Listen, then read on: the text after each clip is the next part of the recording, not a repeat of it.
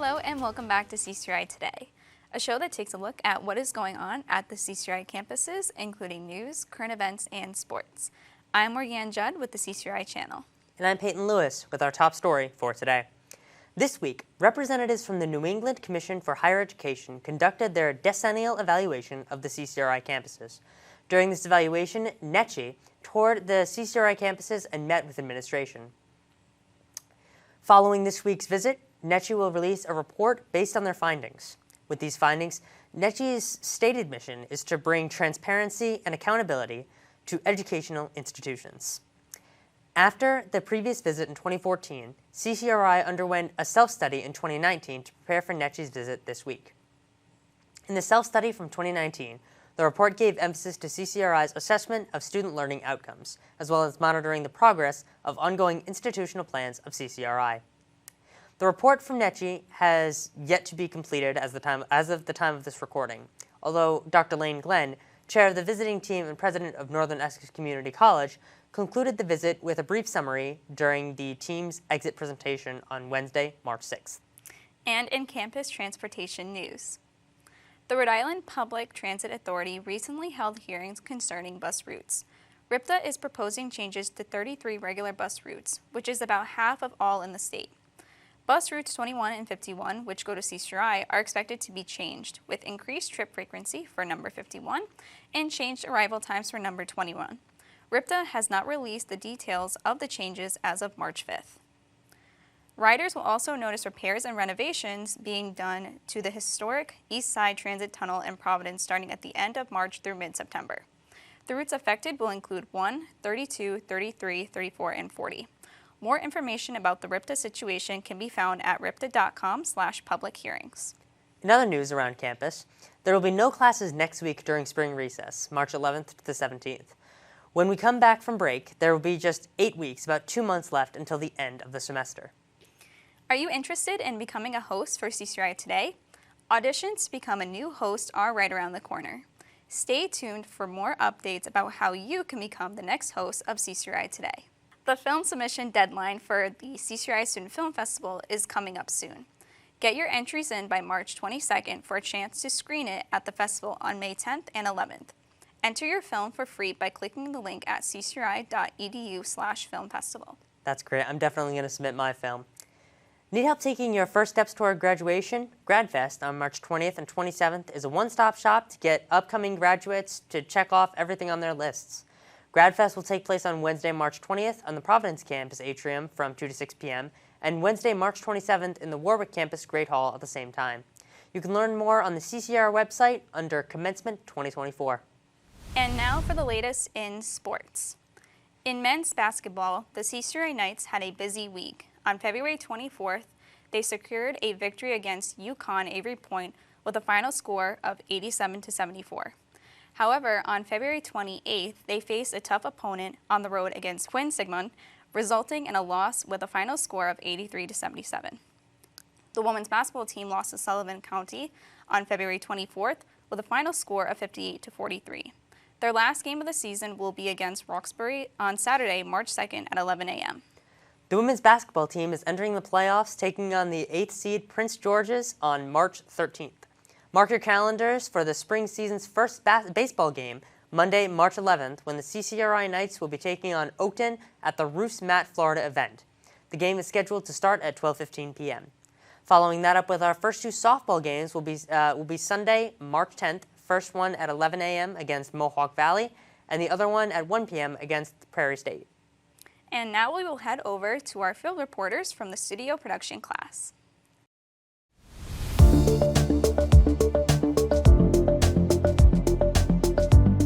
I take buses, so it typically takes me about an hour and 40-ish, depends on the day, especially in the morning. With the 195 closures, it really gets backed up in East Providence and where I travel, especially the bus I take goes over to Henderson.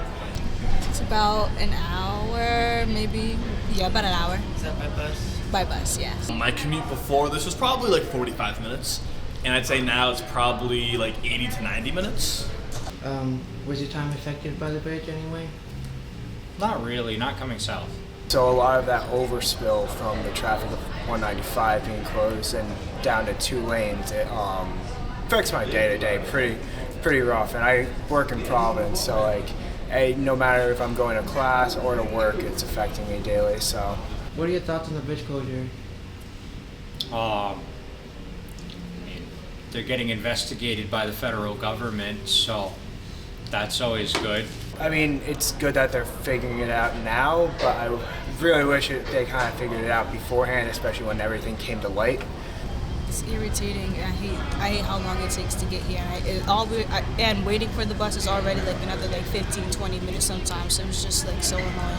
Obviously, it makes my work life a lot more inconvenient. I don't really know too much of the context of how that came to be, so I'm not going to put blame anywhere. But I'll just say it makes my commute longer. So one thing we want to get perspective on is there's 2 plans being put forward, and the director of Department of Transportation has a week to decide to tear it down, start fresh, or repair it, which is a 3-month schedule. The start fresh has no end goal in sight yet.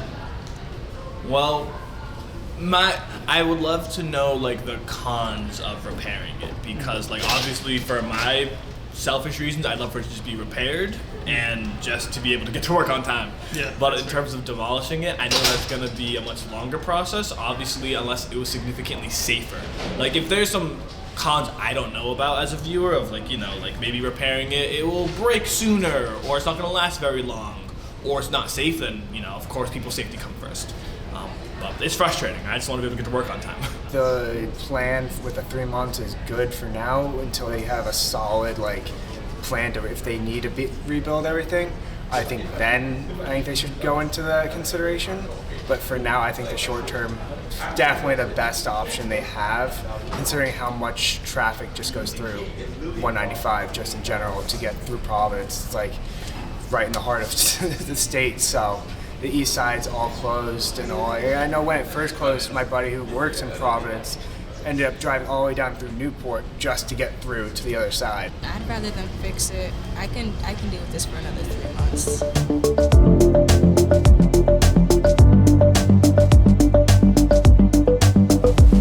You are watching the CCRI channel. News, sports, movies, and more from the students at the Community College of Rhode Island. Watch now at ccrichannel.org. I was a quarterback at Hardaway High School. College first-round draft pick. During the football season, I would stop eating. But I didn't know I was depressed. We didn't have any education behind what mental health was. I started to learn it starts here first. If this is together, I'll be better as a father and as a husband. We have to redefine what being a strong man is and heal, love your mind.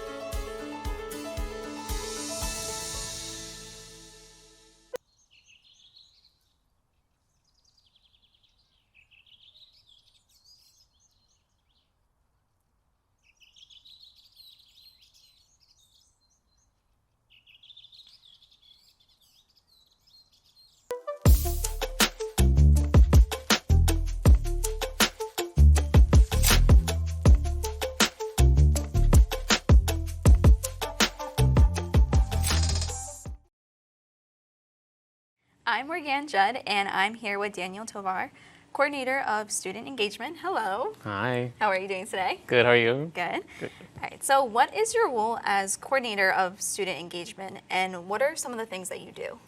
Yeah, so one of the biggest things for my role as Coordinator of Student Engagement is helping our student groups get off the ground and running, as well as just running generally. Anything that can range from kind of helping their executive boards to getting an organization started, going through the student government process of getting everyone recognized and all that stuff. A huge part of my role now too is going to be student government and helping people on the executive team there kind of get that off the ground and running. We're going to start elections soon, so getting that together for the next year.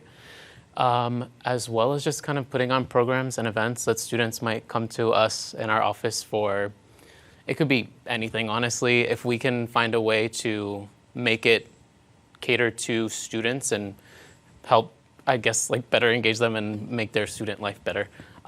So just thinking about like finals coming up and thinking about, well, not coming up, but in the near future, thinking about how to like help students de-stress, how to think of studying techniques and stuff like that, and how do we take needs that have been identified by both students, faculty, and staff, well, all three, and figure out ways to like bring events, programs, resources to students, and kind of going about that. Yeah, so a lot of general ideas, and then it's right now there's a team of us four.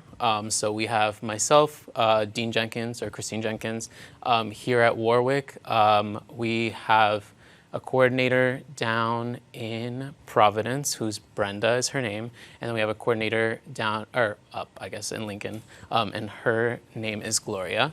And so together we make up the team of Student Life right now, and so we're also trying to bring programs and events not only to the Warwick campus, but to all 4 campuses as we can, or all 4 of the main campuses, yeah. Nice. So you actually just started in this position. Yeah. When did you start, and how's it been so far? Yeah, so this is, I jokingly say like week, but it's actually like week 4, which is very funny to me. So it's been good. I'm just like readjusting to everything. I moved up here from Orlando, so it's like, it's been a shift in terms of everything. And so, yeah, also just like a shift going from my work used to be at universities and now thinking more toward the community college student and what that means, and how students such as yourself kind of see student life and how it's different from a university setting as well. So yeah, a lot of personal adjustments outside of here that then reflect in the job, and just hoping that I'm able to be a good resource for students here and take in all the resources that are here to make sure that I can disseminate those to students as well as I can. Nice, yeah. And as a coordinator, you had mentioned this, but how do you plan on creating events that will engage college students, especially students who are at a community college? Yeah. So I think first of all, it's just like, for me, having an open door policy at my office, kind of being someone who people see around and think like Daniel is someone who can tell you at least where to go, right? So like thinking on a personal level, for me, it's about being the best resource I can be for students. And when students are able to come, and when they feel they want to come to me, ask for support for their clubs and organizations, I'm able to provide that on a personal level. Working with student groups and their needs, I'm hoping that they also voice their needs to me about what they need, so I can go from there. And then just generally our office, everyone in our office is hearing from different students all the time, and we kind of come together on a weekly, bi-weekly basis and kind of figure out, you know, what do we need to add, what do we need to subtract in terms of programming and events, maybe what has worked, what hasn't, and what students need. And so yeah, if you haven't heard it in everything that I say, to me, student voices are most important to my job. And so I want to make sure that like I'm not making decisions on behalf of students if that's not something that someone even wants in terms of a program or an event. Yeah. Nice. And what has been one of your favorite student engagement events so far that you've been part of? Yeah. So I haven't been a part of too many so far, but I will say that I guess like for me, what I'm excited about is going to be like some of that de-stress stuff that I told you about earlier, of like finals week is a stressful time. And it's like, I'm not trying to add stress to a student's life by being like, go to this extravagant program where it's like, do the scavenger hunt and here and go there and all that, where I just want students to feel comfortable in our spaces. And I think going back to one of the other questions about student engagement, we want students to be using the student life space more. I think in a world post-lockdown where things kind of like we're put at a pause, we're kind of rebuilding the student engagement piece of our jobs as well. Because I think students have redefined what it is to be a college student since then. And so we, like through de-stress events and stuff like that, I'm hoping through finals week and all that we can kind of filter some more students into our spaces, because we have some really cool spaces on the first floor in Warwick. And honestly, at all campuses, where we just want students to like be hanging, and like it doesn't have to be a specific program. Just like the fact that you're aware that like we have like some couches and a TV and nearby where you can just sit and talk with friends and be there in community with each other. So I'm just really hopeful for, honestly, the community building that can come from our office. All right. Well, thank you, Daniel. We're so happy to have you here at CCRI with us. Thank you. And thank you for watching another episode of CCRI Today. You can find more episodes, student films, and live sporting events at the CCRI channel, ccrichannel.org. I'm Morgan Judd with the CCRI channel, and we'll see you next time.